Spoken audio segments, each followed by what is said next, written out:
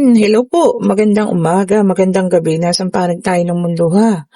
O ayan, pasensya na kayo at kami, ako pala ay hindi nakapag-reading kahapon po, tayo punta ng Manawag.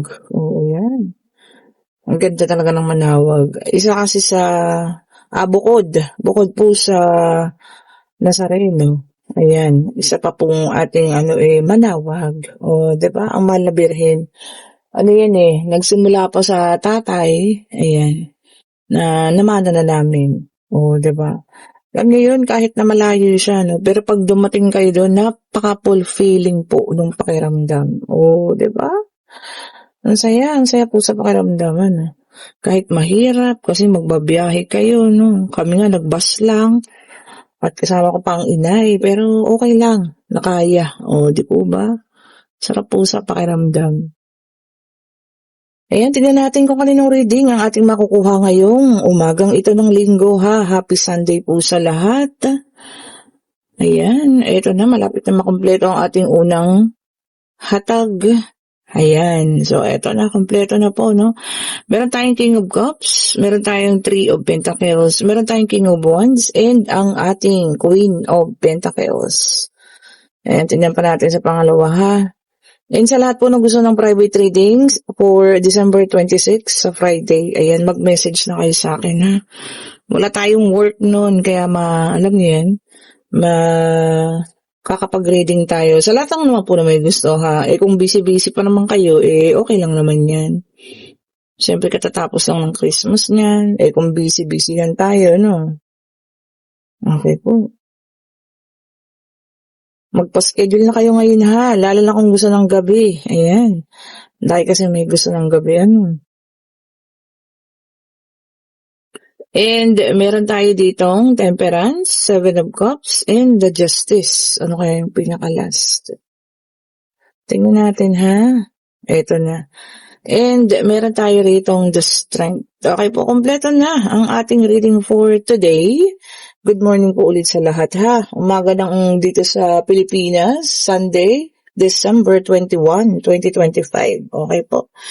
O ayan, meron tayong nakikita rito full of emotion ha hanggang ngayon. Maaring ikaw, Queen of Pentacles, ayan po no. Alam mo yun, meron kang gustong gawin Marami kang gusto po sana ma-achieve because there's a lot of option dito, no? Kaya lang ang nangyayari dito, parang nagkakaroon ng blockage po. Dahil sa maaaring past na pangyayari, no? Maaaring dito sa person natin na medyo nagkaroon kayo yata ng hindi magandang, alam mo yan, pagtatapos. Yun yung isa sa mga nagbablock dito po sa inyo, paggaan or pagdating or pagdaloy ng kaperahan. Okay, so kung kaya mo naman, bitawan mo na siya. Whether ikaw ay lalaki, babae, no gender specification tayo ha. Pwedeng LGBTQ. Okay po.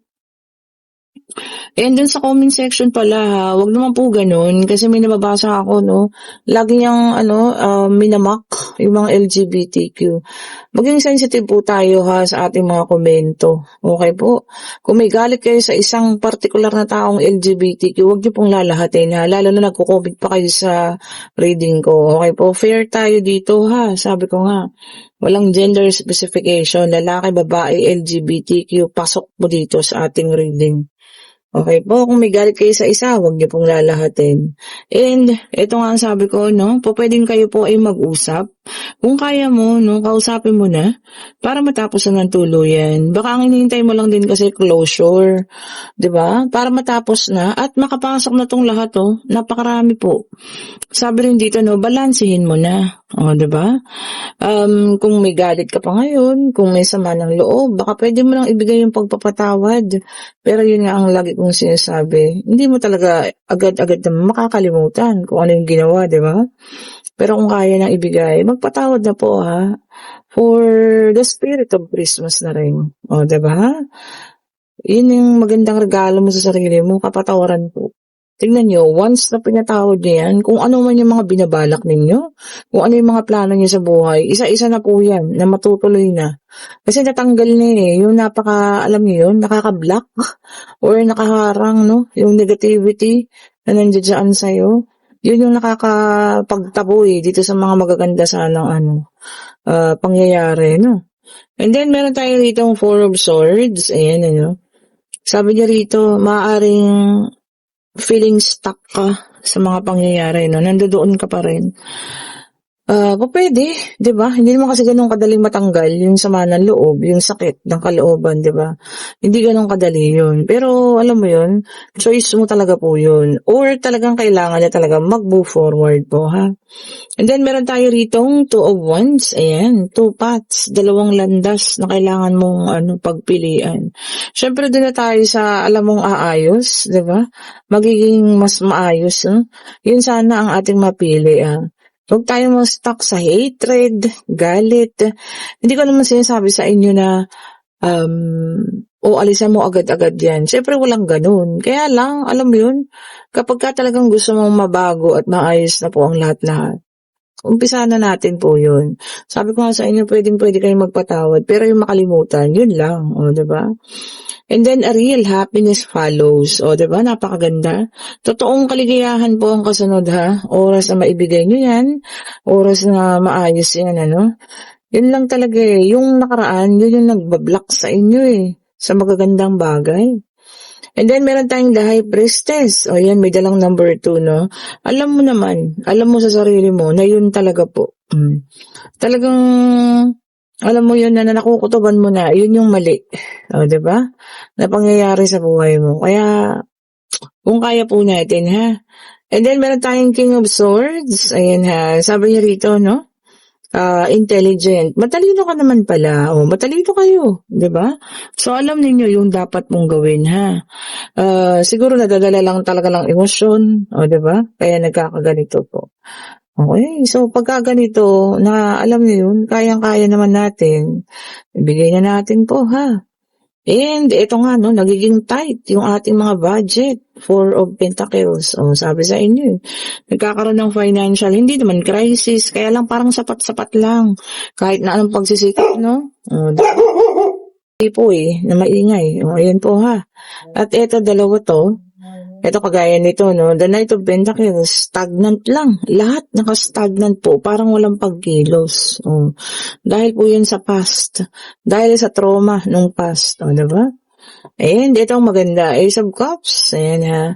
Pouring, sabi niya, pouring of financial stability once na mabitawan niyo na po, no? Lahat ng pain, lahat ng nakablock, no? Lahat ng masakit dyan sa dibdib ninyo. Sabi niya rito, no? New beginning will follow. Oh, di ba? Ganda nun. So, doon na tayo po ha, sa panibago, doon sa mas maayos, di ba, no? Sabi nga nila, huwag na tayong mas stuck sa nakaraan po ha, na siyang nagpapabagal ng swerte na sana po nandito na sa atin. O ayan, kinuha ko tong ating pangatlong deck of cards. Check natin ha, kung para kanino. Ito para sa iba naman. Ayan, po pwedeng ka rin po ay makaresonate. Salamat po pala sa mga bagong subscribers, Nadagdagan na naman tayo. Malapit na tayo mag 18,000. O, di ba? Nakakatuwa po. Ang sarap sa pakiramdam. Lagi kong inuulit-ulit magmula sa 3 subscriber, Diba? O ayun, padami na po ng padami. Salamat po sa inyong nagtitiwala, nagmamahal, ayan. Salamat po sa inyo, ha? O, ito dalawa. And, meron tayo ritong water sign, Cancer, Scorpio, and Pisces. Sabi rito, no, endings. O, ayan, ha? Ending of cycle. So, pagtatapos, maaaring masakit, napakiramdam, maaaring hirap, o, diba? Tapos na. So, hanggang doon na yun, iba na ang kasunod. Sana, this 2026, lahat ng nakaranas ng sakit, nakaranas ng hirap. Pagdating ng 2026 po, andyan na lang yan. Bitawan na, iwan sa 2025, and 2026 will be a new beginning. And then, meron naman tayong 10 of Pentacles, Earth sign, Taurus, Virgo, and Capricorn. Sabi niya rito, stability. O, diba? So, pagiging stable. Pwede nang inyong financial na yan, ha? Hindi lang siya sa isang araw lang. So, ibig sabihin, stable na to. O, pwede nang pang buong buhay. O, diba? I-claim na natin yan. And then, meron tayong the Chariot water sign. Okay? So, this is a movement. or paggalaw po, no? Pwedeng departure, pwede ring arrival. O yung mga aalis, magki-Christmas sa ibang bansa. Ang sarap, o 'di ba? Yung iba nakaalis na, yung iba pabalik naman ng Pilipinas at dito naman magpapasko. Welcome back po dito sa atin ha. Enjoy ang Christmas sa Pilipinas. And then meron tayong Four of Pentacles, Earth sign, Taurus, Virgo, and Capricorn. Ayan. O dito naman sa atin, baka nagkakaroon ng nawawalan pala ng self-control. Ayan. Tapos nasasobrahan na sa paggastos. O, di ba? Ganun talaga eh. Hindi natin maiwasan talaga pag December po ang paggasta ha. Pero hinay-hinay. So, meron tayong water, earth, water, earth. And then earth sign ulit ito. Ayan po ha. Sabi niya rito, no, destructive behavior. O, so, siguro mga pag-uugali, no, na nakakasira sa atin. Iwanan na rin natin sa 2025 and do something good, no, pagdating ng 2026 po. O, diba? So, tignan pa natin, ha? And then, meron tayo dito, Ace of Cups, which is Cancer, Scorpio, and Pisces, water sign. Ayan, ha? Love. O, para sa iba naman, love is coming. And compassion. O, diba? So, kung wala ka niyan dati, no? Baga single ka. O, ngayon, eto na. Paparating na po, ha?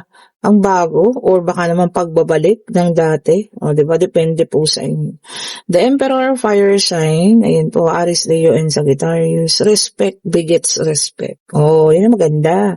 So, irespeto natin ang isa't isa. No, kung gusto niyang kayo din daw po, irespeto din. O, diba? Kasi ganun talaga yun. Doon mo makukuha yun kung ano yung kaya mong ibigay. O, diba? Pansin nyo, kung mapagbigay ka, marami rin blessing. No? Outpouring talaga yung blessing na dumarating sa'yo. And ito na ang pinaka-last sa ating deck of cards. Air sign, Gemini, Libra, and Aquarius. So, lahat po ng zodiac sign ay lumabas. No, hindi po sa isang zodiac sign lang ito ha. Lahat po. Then, this is a Five of Swords. Okay. Sabi niya rito, no? Disagreements, ayan. Naku, yung mga lalabas po ha, especially yung magpupunta ng mga mall, ayan. Mamimili, no, for Christmas shopping. Dalhan niyo po kayo na maraming pasensya. Unang-una, traffic. Pangalawa, napakaraming tao. Pangatlo, parang overpricing yung iba. Okay po. So, alam niyo yun? Kailangan mahabang pasensya po. Ayan, kung nagugusto yung ating reading, pa-like, pa-share, pa-subscribe, and hit the notification bell po ha, para lagi kayong updated sa mga bagong videos na nire-release natin. And kung gusto nyo magtanong, eto na. Hindi pa natin makalimutan. Ayan po ha. Pag-ibig, pangyayari, financial, kung ano man ang nais ninyong katanungan. Hingin natin ang kasagutan dito sa ating baraha at ayun na, lumipad-lipad pa. At ito po ang kasagutan ay yes. O kung ano man yung itinanong nyo, yes po, makakamit na ninyo. Basta kailangan lang daw po ng pagiging masipag, ayan, pagiging madiskarte. O lahat naman daw po ay makukuha natin. Ayan, uulitin ko sa lahat pong gusto umorder ng ating mga bracelet. Ayan ha, mag-click na kayo dyan. I-click nyo po yung nasa comment section para ako inyong makausap. Ganun din kung gusto nyo ng private reading sa Friday po ha. And sa lahat pong gustong umorder ng ating Evil Eye, o ayan, nagkagulo na, napaikot-ikot na, o ayan po ha, ang ating Evil Eye, o ayan, ito yung bracelet, ayan ha, mag-order na po kayo, no, para sa mga negativity next year, ayan, matanggal na, pwede nyo na isuot ngayon, o diba, para for all positive na lang tayo next year po.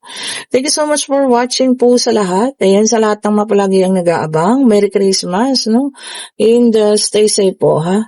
Bye-bye po sa inyo.